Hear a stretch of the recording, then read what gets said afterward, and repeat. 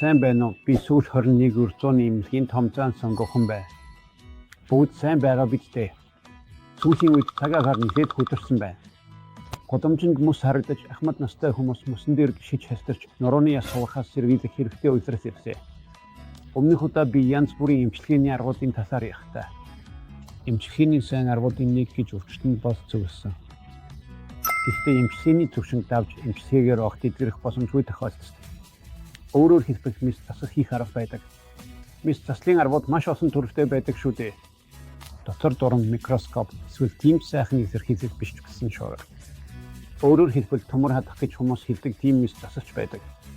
Эдгээр мис заслын дунд аль нь сайн бэ гэж асуух тохиолдол их байдаг бөгөөд аль нь муу вэ гэж асуух тохиолдол их байдаг юм шиг байна. Эдгээр мис засал бүр өөрийн зорилготой байдаг учраас юу нь сайн, юу нь муу гэж яг таг хэлж өгөх боломжгүй. Гэхдээ сүүлийн үед хүмүүс дотор дурангийн мис заслыг үнэхээр бүхнийг ангаах эсвэл маш аюулгүй арга гэж ойлгох нь их болж. Тэгж тайлбарладаг эмч нар ч их байдаг бололтой. Ер нь дотор дурангийн мис заслын хамгийн том давуу тал нь хурдан илэрч, хурдан гифтэй харих боломжтой байдаг. Ийм зүйлийг онцлогч энэ нь чухал биш, харин өвчнийг зөв эдгэх нь хамгийн чухал зүйл юм.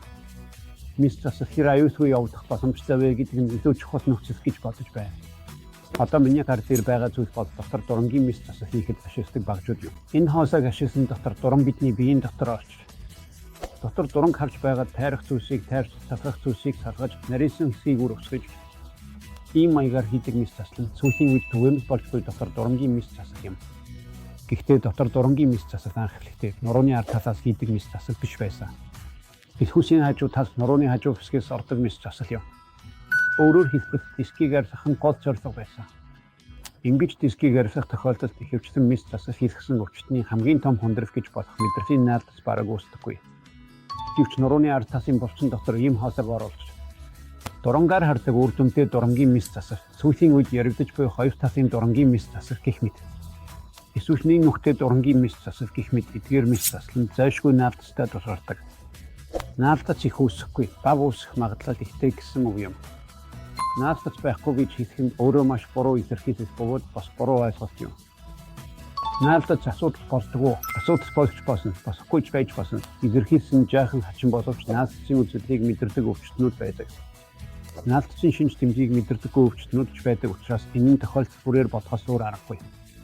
Гэхдээ тийм дурангийн мис заслын ихэвчлэн ганцаараа хийдэг мис засал байдаг. Ганцаараа хийдэг мис заслын хувьд ихэвчлэн хажуугаас нь алдаатай хэсгийг засах эсвэл залруулах хүн байхгүй байх нь элбэг. Микроскопын мис засал болон бусад мис заслын мис засал хийх үед олон хүн мис заслын өрөөнд оролцдог. Мис засал хийх үед өвчний госомтыг тойруулан хамтдаа хэрэгсэж, яригсаж байж мис заслыг хийдэг. Дурангийн мис засал нь ганцаараа хийдэг мис засал учраас хэрэгцүүлэг гэх мэт зүйлгүйгээр өөрөө шийдвэр гаргаж бүх зүйлсийг өөрөө зохицуулах хандлагатай байдаг. Ганцаараа хийдэг учраас алдаа гарах магадлал нь бусад мис заслаас арай өндөр байж магадгүй гэж хэлж болно. Дурангийн мис засал нь тодорхой давуу талтай мис засал гэдэг нь үнэн боловч үүнийг бүх өвчнийг ангаах арга гэж бодож болохгүй. Үнэхээр нарийн тохиолдолд сонгон мис засал хийх нь зөв гэж би бодож байна. Сүүл 21 зууны эмнэлгийн том зан сонгохон та бүхэнд дахин нэг удаа ганцлан хэлье. Дурангийн мис засал нь үнэхээр сайн мис засал юм. Гэхдээ дурангийн мис засал бүх зүйлийг шийдэж чадна гэж бодож болохгүй. Дурангийн мис засал нь нарийн хүрээнд самбагдсан хүмүүст ашиглаж болох арга учраас дурангийн мис засал бүх зүйлийг шийдэж чадна гэж бодох нь том алдаа байж болох тул өвчтөн та бүхэн дурангийн мис засалд хит автах хэрэггүй. Энэ бол сүүл 21 зууны эмнэлгийн том зан сонгохон байлаа. Баярлалаа. Бүртгүүлж сайг дарж мэдээд тохируулахыг хүсэж байна.